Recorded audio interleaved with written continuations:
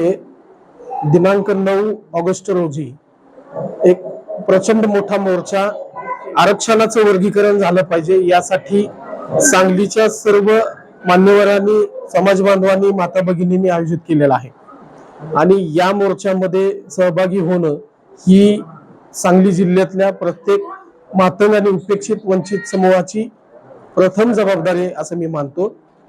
या माध्यमातून आपल्याला शासनाच्या दरबारी आपल्या समाजाची ताकद आणि समाजाचं आजपर्यंत झालेलं शोषण हे मांडण्याची संधी या मोर्चाच्या माध्यमातून उपलब्ध होणार आहे। ती ताकद या निमित्तानं दिसणार आहे आणि म्हणून सांगलीमध्ये अण्णाभाऊंच्या लहुजींच्या नावाचा जागर मोठ्या ताकदीने जयघोषामध्ये आपण सगळ्यांनी एकजूट होऊन केला पाहिजे।